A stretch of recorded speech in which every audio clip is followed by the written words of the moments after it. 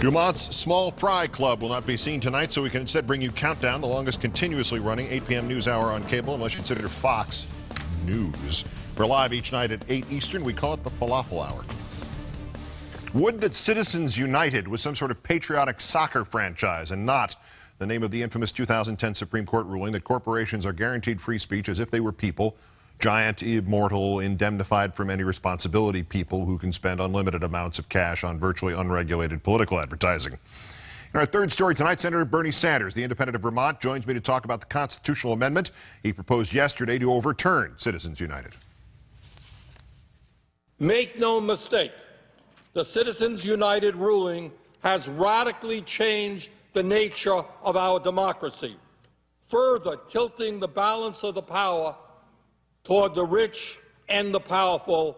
In my view, history will record that the Supreme Court's Citizens United decision is one of the worst decisions ever made by a Supreme Court in the history of our country. And since the decision, groups that funnel money from corporate donors, so-called super PACs, have poured more than $65 million just into congressional elections. And that was just the warm-up. In the 2012 vote, super PACs are expected to spend between $600 million and $1 billion. The conservative Koch brothers will reportedly spend at least $200 million just by themselves. Do we think that American democracy is about a couple of wealthy billionaires putting hundreds of millions of dollars into campaigns without disclosure? Is that really the democracy that Americans fought and died for in war after war? I think not. Several Democratic senators have introduced legislation to soften the impact of the decision. Sanders going a step further, proposing the constitutional amendment to explicitly exclude corporations from First Amendment rights by saying that corporations are not people with equal constitutional rights. Corporations are subject to regulation. Corporations may not make campaign contributions, and that Congress and states will have the power to regulate campaign finance. As promised, here is Senator Bernie Sanders, the independent of Vermont. As always, sir, thank you kindly for your time tonight. My pleasure. How much of an uphill battle is this?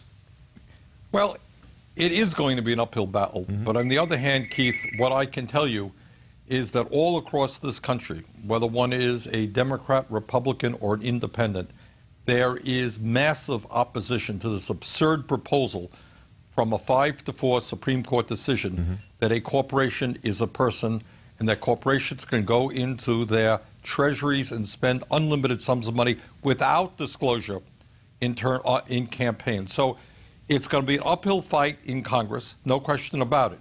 But I think the vast majority of the American people understand that Citizens United has struck a horrendous blow against the democracy that many of us understand and believe America should be. Is the problem that the immediate problem you face, though, that because of the decision, corporations could spend endless amounts of money advertising against the constitutional amendment designed to keep them from spending endless amounts of money?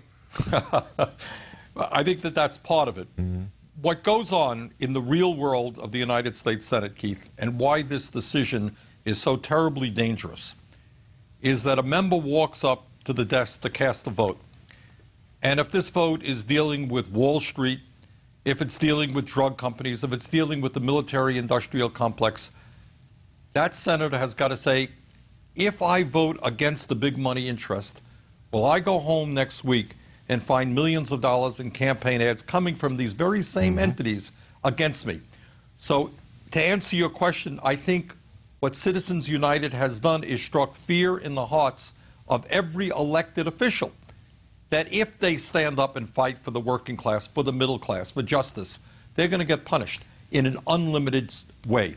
The idea that a handful of people, billionaires, corporate leaders, can sit around a room and decide to spend $50 million in California or $20 million in Ohio, man, what a blow to democracy that is.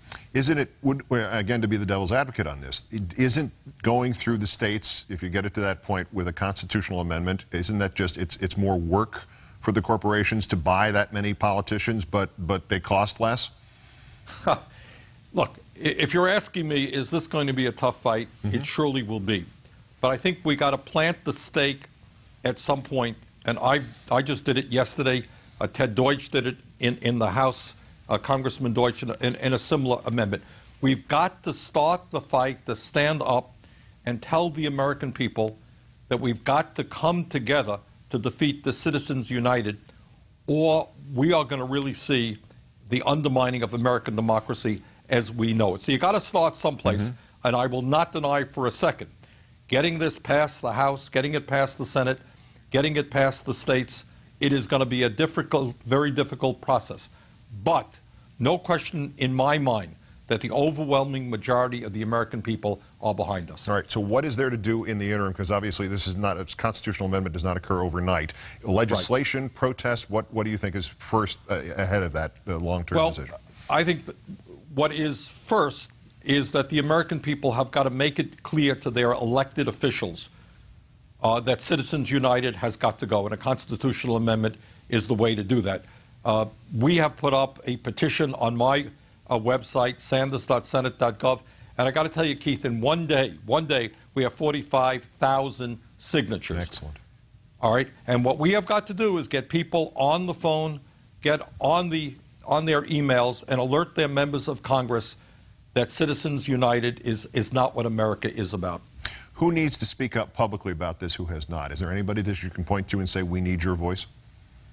Well, we need everybody's voice, from the President of the United States on down. I have so far Mark Begich as a co-sponsor of mine. We're looking forward to having more senators in the House. We need more and more people. We need some brave Republicans.